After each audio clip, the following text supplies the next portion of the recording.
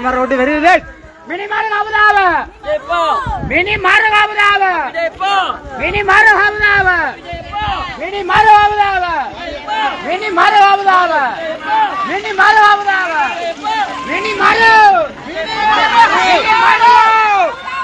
மினிமார் மினிமார்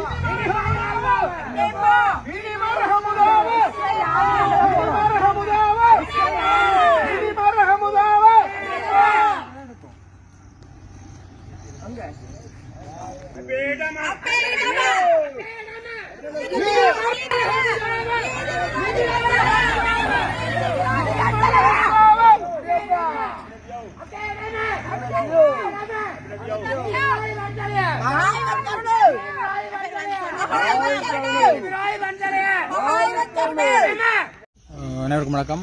இப்போ நான் காணி உரிமையாளர். இதில் போராட்டம் போயா தினத்தில் நடத்தி கொண்டு வந்திருந்தாங்க.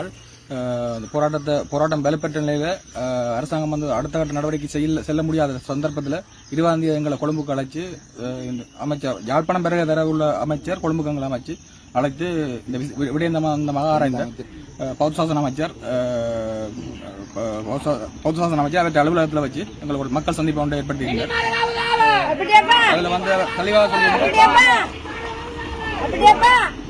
அதில் தெளிவாக சொல்லியிருந்தபடியும் மக்களுடைய காணி என்ன மக்களுக்கு கையளிக்கப்பட வேண்டிய என்பது எங்கள் அரசாங்கத்தின் கொள்கை என்று அதுக்கேற்ற மாதிரி நாங்கள் சகல ஆதாரங்கள் உறுதிகள் அனைத்து கோப்பிகளையும் அவர்கள்ட்ட காட்டியிருந்தோம். அதற்கிணங்க அவர் சொல்லியிருந்த விடயம் இது தங்கண்டு அமைச்சுக்கு மட்டும் பொறுப்பான விடயம் அல்ல, காணி அமைச்சுக்கும் பொறுப்பான விடயம். ஆகையால அவர்களும் இந்த விடயம் சம்பந்தமாக ஆராய்ந்து கொண்டிருக்கிறார்கள். இதுக்குரிய முடிவு கூடிய எவ்வளவு விரைவில் எடுத்தரப்படமோ அந்த நேரத்தில் தரப்படும் என்று சொல்லிக் கொண்டிருக்கிற சந்தர்ப்பத்தில் அதே அரசாங்கம் ஒருத்தருக்கு யாருக்குமே தெரியாம கள்ளத்தனமாக இதில் இந்த ஒரு புத்த சிலை ஒன்றை அமைச்சு அதை திறப்படாக செய்கிறது என்றது மனவருத்தத்துக்குரிய விடயம். இதில் இன்னும் மக்கள் இதை உணராட்டிக்கு இன்னும் பல விடயங்கள் இதே மாதிரி தான் நடக்கும் என்றதை தெரிவித்துக்கொண்டு இந்த போராட்டத்துக்கு சகல மக்களையும் ஆதரவு தரும்படி கேட்டுக்கொள்ளும். உச்சம் பெற்ற எல்லாரும் சகல அமைப்புகளுக்கு ஆதரவு ஒரு சமூக பிரச்சனை பொதுமக்கள பிரச்சனை அதை மாற்றப்பட்டதற்கு இணங்க அமைவாக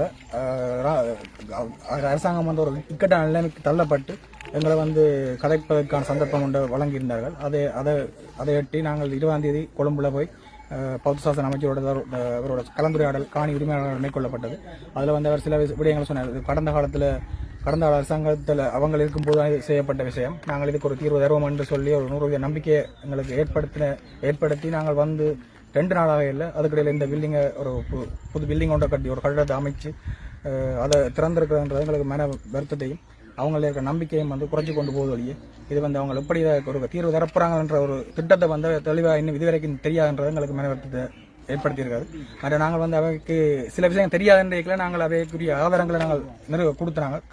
கடந்த காலங்களில் இருந்த பிரேச வேலை நிறைவேற்றப்பட்டு தீர்மானங்கள் நிறைவேற்றப்பட்டு அதற்குரிய கடிதங்கள் அனுப்பப்பட்டு அந்த கடிதங்களுக்குரிய பதில் கடிதங்கள் கூட ஜனாதிபதி செயலகம் பிரதமர் செயலகத்திலிருந்து தடுத்து நிறுத்த சொல்லி இந்த கட்டிடத்தை தற்காலிகமாக நிறுத்தி அதுக்குரிய ஆய்வு அறிக்கையை சமர்ப்பிக்க சொல்லி அங்கிருந்த அறிக்கையாக வந்ததை கூட பொருட்படுத்தாம ராணுவத்தின் அனுமதியோட ராணுவத்தின் பங்களிப்போட இந்த வேலையை கட்டி மேலும் கட்டிடங்களை கட்டி கொண்டு போறது ஒரு கீழ்த்தரமான செயல் என்றதை நான் இதில் கூறிக்கொண்டு மற்ற இதுக்குரிய நடவடிக்கைகள் எங்களுக்கு ஒரு திருப்திகரமாகவே சொன்னது.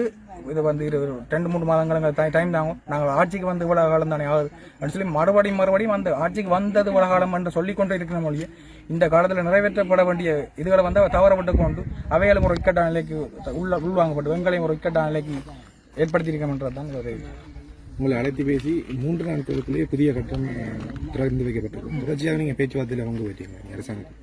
இல்ல அவங்கள ஒரு சுமூகமான முறையில் எங்களுக்கு இது இல்லாம ஒரு நம்பிக்கையான இதை வெளிப்படுத்தணும். நம்பிக்கையான ஒரு இதுகள் தீர்மானம் எடுக்காம நாங்கள் தொடர்ச்சியாக கதைக்கணும்ன்றது வந்து போராட்டங்களை தடுக்கிறதுக்கும் வேற எலெக்ஷன்களில் வேற சரிவுகளை ஏற்படுத்துறதுக்கும் தான் இதாண்டின மொழியை நம்பிக்கையான இது வரும் பட்சத்தில் நாங்கள் அவையோட கதைக்கிறது சம்பந்தமா இருக்கு. இன்றைய தினம் மார்ச் மாதம் 23ஆம் தேதி கையெட்டி சட்டவிரோத விசாரணைக்கு முன்பாக போராட்டம் ஒன்றை நாங்கள் நடாத்தியிருக்கின்றோம். காணி உரிமையாளர்களுடைய வேண்டுகோளின் அடிப்படையிலே அவர்களுக்கு கிடைத்த தகவல்களின்படி கையெட்டி விகாரை அமைந்திருக்கின்ற பகுதிக்குள்ளே மேலும் ஒரு சட்டவிரோத கட்டுமொன்றை அவர்கள் கட்டி அதனை பூர்த்தி செய்து அதனை திறக்கின்ற ஒரு நிகழ்வு ஒன்று இடம்பெறப் போவதாக காணி உரிமையாளர்களுக்கு தகவல் கிடைத்திருந்தது. அதுபோன்ற செய்திகளும் ஊடகங்களிலே வெளிவந்திருந்தது. அந்த அடிப்படையிலே இன்று அந்த சட்டவிரோத அந்த புதிய கட்டடத்தை திறப்பதற்கு எதிர்ப்பு தெரிவித்து இந்த போராட்டம் இன்று இங்கு நடாத்தப்பட்டிருக்கின்றது. இந்த கட்டடம் தொடர்பாக கடந்த வருடம் 24ஆம் ஆண்டு மே மாதம் 30ஆம் தேதி யாழ்ப்பாணம் மாவட்ட ஒருங்கிணைப்பு குழு கூட்டத்திலே பதில் அரசாங்க அதிபர் பிரதீபன் அவர்களுடைய தலைமையிலே நடைபெற்ற அபிவிருத்தி குழு கூட்டத்திலே இவ்வாறான ஒரு கட்டடம் அமைக்கப்படுவது தொடர்பாக நாங்கள் கேள்வி எழுப்பியிருந்தோம். அந்த சந்தர்ப்பத்தில் அரசாங்க அதிபர் அவ்வாறு ஒரு அப்படியான கட்டுமானங்கள் எதுவும் இல்லை என்று சொல்லியிருந்தார். இருந்தாலும் நாங்கள் அழுத்தம் திருத்தமாக எங்களுக்கு கிடைத்த தகவல்களின்படி அந்த கட்டுமானங்கள் நடைபெறுகிறது என்பதை உறுதியாக சொல்லியிருந்தோம். அது தொடர்பாக நாங்கள் நேரிலே பார்வையிட்டு நடவடிக்கை எடுப்பதாக அரசாங்க அதிபர் தெரிவித்திருந்தார். ஆனால் அந்த கட்டடம் தொடர்ச்சியாக கட்டப்பட்டு இப்பொழுது திறப்பு விழா செய்யப்பட்டிருக்கின்றது. இன்று வடமாகாண பிரதி போலீஸ் மா அதிபர் இந்த கட்டிடத்தை திறந்து வைத்திருப்பதாக அறியக்கூடியதாக இருக்கின்றது. இந்த சம்பவத்தை நாங்கள் மிகவும் வன்மையாக கண்டிக்கின்றோம். நேற்று முன்தினம் கொழும்பிலே குற்றசாசன அமைச்சு காணி உரிமையாளர்களை அழைத்து அந்த காணிகள் உங்களுடைய காணிகள் என்பது உறுதிப்படுத்தப்படுகின்ற பட்சத்தில் அந்த காணிகளை தாங்கள் உங்களிடம் நிச்சயமாக கையளிப்போம் என்றும் கடந்த கால அரசாங்கங்கள் விட்ட தவறுகளை தாங்கள் செய்யப் போவதில்லை என்றும் இனவாத மற்றும் மதவாத செயற்பாடுகளுக்கு தாங்கள் இடமளிக்க மாட்டோம் என்றும் கூறி 2 நாட்களுக்குள் அதே அரசாங்கத்தினுடைய இராணுவ இயந்திரம் மற்றும் காவல்துறை இயந்திரங்கள் கடற்படை விமானப்படையைச் சேர்ந்தவர்கள் எல்லோரும் இங்கே வருகை தந்து இந்த செயல்பாடு நடைபெற்றிருக்கின்றது. இந்த திறப்பு விழாவுக்கான பூர்வாங்க வேலைகளில் இராணுவ வாகனங்களை குழுக்களாக ஈடுபட்டதை நாங்கள் பார்க்கக்கூடியதாக இருக்கின்றது. விமானப்படை மற்றும் கடற்படை வாகனங்கள் கூட வந்து சென்றதை பார்க்கக்கூடியதாக இருந்தது. இது அனுரகுமார அரசாங்கம் ஒரு புறத்திலே தாங்கள் இனவாதம் மதவாதத்திற்கு இடமளிக்க மாட்டோம், தமிழ் மக்களுடைய அனைத்து பிரச்சனைகளையும் தாங்கள் தீர்த்து வைப்போம் என்று ஒரு புறம் கூறிக்கொண்டு மறுபுறத்திலே அனுரகுமார பாதுகாப்பு அமைச்சராக இருக்கின்ற அதே இராணுவ தரப்பு இந்த சட்டவிரோத கட்டுமானத்தை திறக்கின்ற செயல்பாடுகளுக்கு முழு அளவிலே ஒத்துழைத்திருக்கின்றார்கள். அதுவும் சட்டம் ஒழுங்கை நிலைநாட்ட வேண்டிய போலீஸ் துறையினுடைய வடக்கு மாகாண பிரதி போலீஸ் மா அதிபர் அந்த கட்டடத்தை திறந்து வைத்திருக்கிறார் அல்லது இந்த நிகழ்விலே கலந்து கொண்டிருக்கிறார் என்பது ஒரு இதன் காரணமாகத்தான் மக்கள் நீதிமன்றங்களை நாடாமல் இருக்கின்றார்கள். ஏனென்றால் இது ஒரு குற்றவியல் சம்பந்தப்பட்ட ஒரு விடயமாகவும் இங்கே இருக்கிறது. இந்த விடயங்களிலே போலீசாருடைய அறிக்கைகள் என்பது தங்களுடைய பௌத்த மதத்துக்கு சார்பாக இருக்கும் என்ற ஒரு அச்சம் காரணமாக நீதிமன்றங்களுக்கு செல்வதற்கு காணி உரிமையாளர்கள் தயங்குகின்றார்கள். அவை போலீசாருடைய இந்த நடவடிக்கைகளை நாங்கள் மிகவும் வன்மையாக கண்டிக்கின்றோம். அனுரவினுடைய இந்த இரட்டை ஊரடத்தையும் நாங்கள் மிக வன்மையாக கண்டிக்கின்றோம். இதிலே மிகவும் கவலைக்குரிய விடயம், இந்த யாழ்ப்பாண பல்கலைக்கழகத்திலிருந்து ஒரு ஆசிரியர் அணி கடந்த ஜனாதிபதி தேர்தலிலும் பாராளுமன்ற தேர்தலிலும் இந்த இனவாத அனுரகுமார அரசாங்கத்துக்கு ஆதரவு வழங்கியிருந்தது. அவர்கள் இப்பொழுது தங்களுக்கு கிடைக்கக்கூடிய அற்ப சலுகைகளை பெற்றுக்கொண்டு அவர்கள் தங்களுடைய பாட்டுக்கு தங்களுடைய குடும்பங்களோடு தங்களுடைய செயல்பாடுகளை செய்து கொண்டிருக்கின்றார்கள். ஆனால் இங்கே பாதிக்கப்பட்ட மக்கள் வீதிகளிலே இருந்து போராடி கொண்டிருக்கின்றார்கள். இவ்வாறு சமூகத்தில் இருக்கக்கூடிய கற்றவர்கள் என்று சொல்லிக் கொள்ளுகின்றவர்கள் தங்களுடைய தனிப்பட்ட சுகநலங்களுக்காக தங்களுடைய ஒழுக்கக்கேடுகளை மறைப்பதற்காகவும் அற்ப சலுகைகளை பெற்றுக் கொள்வதற்காகவும் இவ்வாறு அந்த இனவாத அரசுக்கு முண்டு கொடுத்து கொண்டு அபிவிருத்தி என்றும் இன நல்லிணக்கம் என்றும் பேசுவது என்பது ஒரு மிகவும் வேதனைக்குரிய விடயம். மக்கள் விழிப்படைந்து கொள்ள வேண்டும். மக்களுக்காக யார் தெருவிலே நின்று போராடுகிறார்கள் என்பதை மக்கள் இனங்கண்டு கொள்ள வேண்டும். இவ்வாறான இந்த சுயநல மிக்க புத்திஜீவிகள் என்று சொல்லிக் கொள்ளுகின்றவர்கள் உங்களை ஏமாற்றி உங்களுடைய தலையிலே மண்ணள்ளி போட்டு உங்களுடைய சொத்துடைமைகளையும் உங்களுடைய இருப்பையும் கேள்விக்குறியாக்கி பேரினவாதிகளுக்கு தாரை வார்த்து கொடுத்து அவர்கள் தாங்கள் உயர் பதவிகளில் அமர்வதற்காக அவர்கள் துடித்துக் கொண்டிருக்கிறார்கள். எங்களை பொறுத்தவரையிலே இந்த இருப்பை உறுதிப்படுத்துவதற்கு நாங்கள் ஒன்று திரண்டு போராட வேண்டும். இப்பொழுது ஐக்கிய நாடுகள் மனித உரிமைகள் பேரவையினுடைய கூட்டத்தொடர் நடைபெறுகின்ற நேரத்திலே நாங்கள் இந்த விடயங்களை ஒரு சர்வதேச சமூகத்தினுடைய கவனத்திற்கு கொண்டு செல்வதன் மூலமும் ஒன்றிணைந்து நாங்கள் இந்த செயல்பாடுகளுக்கு எதிர்ப்புகளை தெரிவிப்பதன் மூலம்தான் நாங்கள் இதனை மட்டுப்படுத்திக் கொள்ளக்கூடியதாக இருக்கும், அல்லது தடுத்து நிறுத்தக்கூடியதாக இருக்கும், அல்லது இந்த இழந்த இடங்களை நாங்கள் மீட்டெடுக்கக்கூடியதாக இருக்கும்.